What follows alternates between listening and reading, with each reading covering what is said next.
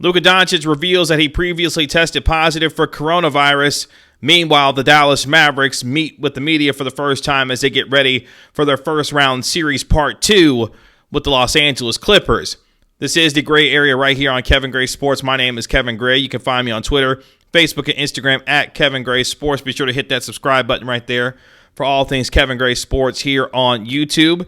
You can catch me on your home of the Dallas Cowboys and Texas Rangers, 105.3 The Fan. And don't forget to hit that notifications bell to let you know when the videos drop. Luka Doncic, in an interview with 1310 The Ticket, revealed that he had tested positive for coronavirus during the pandemic, which had not obviously been previously reported. Doncic saying, quote, "But I never felt it. I just have the antibodies," end quote.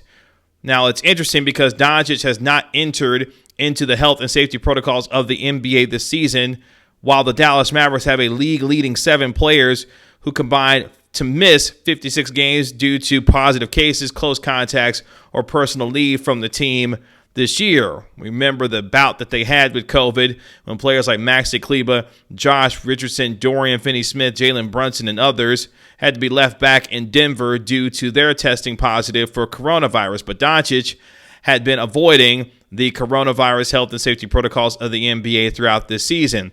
He did go on to say that he gets tested twice a day, every single day, and that he's quote-unquote tired of the testing.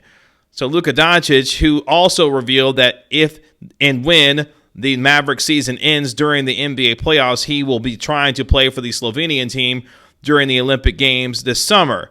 So it sounds like it's going to be a very busy summer for Luka Doncic, given the fact that this team is in the playoffs again for a second consecutive year, looking to make a little bit deeper of a playoff run than they did a season ago after being bounced out of the first round by these Los Angeles Clippers, who they meet again in the first round this year. But the fact that Luka Doncic revealed that he had tested positive for coronavirus during the pandemic, which again had not been previously reported at all, shows you that he is getting a little bit more comfortable, it appears, with showing us and telling us a little bit more about what's going on personally after he was asked about it. Because that had not been something that had been on anybody's radar with respect to Luka Doncic this particular season. But for him to reveal it on his own says a lot. It sounds like, though, we don't know when exactly he tested positive for coronavirus, as he did not share that information. So there's no reason to speculate on whether or not it had any kind of effect on him at the beginning of this season with respect to his slow start, because, again, he didn't share when he actually got it. We know how dramatic COVID has affected some of these players, including Dorian Finney-Smith and Josh Richardson and others who have tried to shake back from it and have done so a little bit better, especially during the second half of the year. Meanwhile, the Dallas Mavericks had their media availability as they get ready for their first round series against the Los Angeles Clippers, and Rick Carlisle, Dorian Finney-Smith, and Tim Hardaway all met with the media.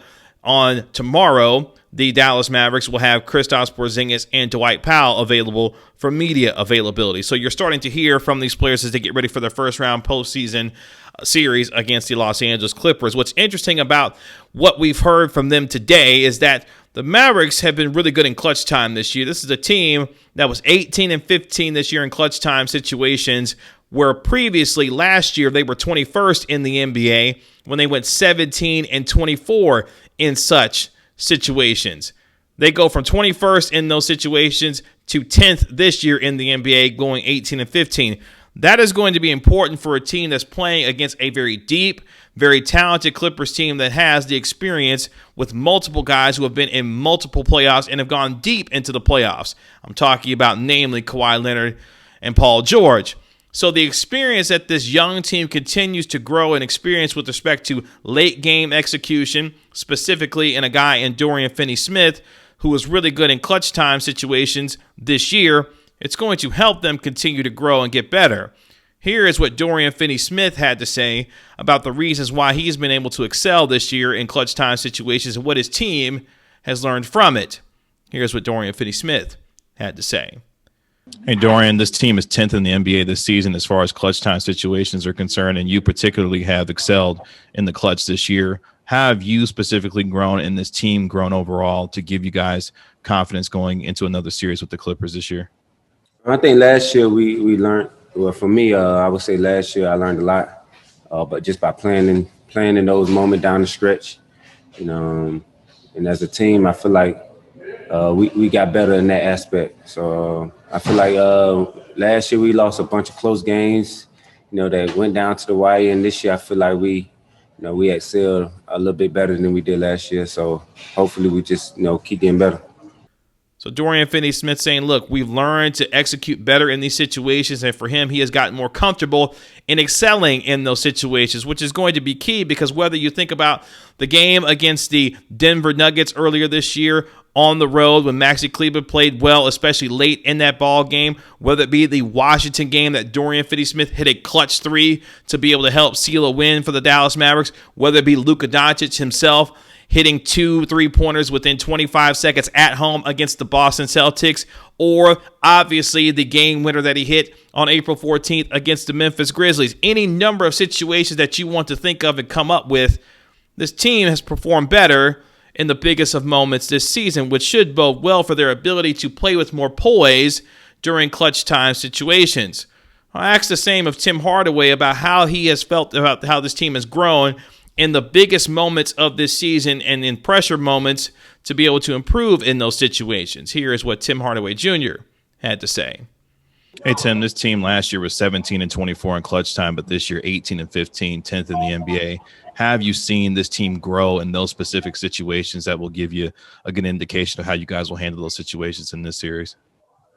I think just really, really keying in and locking in towards the end of the game and how we're finishing quarters and how we can do a better job on free throws situations and after timeout situations. So I think that was just a big jump in us development-wise from last year to this year, just locking in and keying in on those parts during the game. So Tim Hardaway Jr. says, look, we're executing better. We're having more confidence in being in these situations, given how poorly we played in those situations a season ago. And it's showing with the amount of players that are playing extremely well so far in those situations. As I mentioned, whether it's Dorian Finney-Smith, Luka Doncic, or others, these individuals are learning how to play together in those moments and not get overwhelmed by those moments, which is obviously going to be important against a team in the Los Angeles Clippers. Rick Carlisle, who continues to grow this team and help this team get better, was asked a myriad of questions with respect to the clutch time situations also. Rick Carlisle also understands that this team is needing to continue to get better and improve and execute in those situations in clutch time. Here is what I asked Rick Carlisle about his team improving in such situations this year. Here is what Rick Carlisle had to say.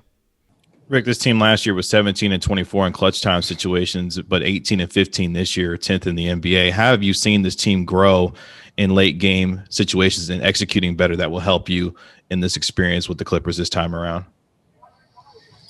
Well, again, I just feel that the experience of, going from one year to the next, it was certainly an emphasis of ours headed into this year.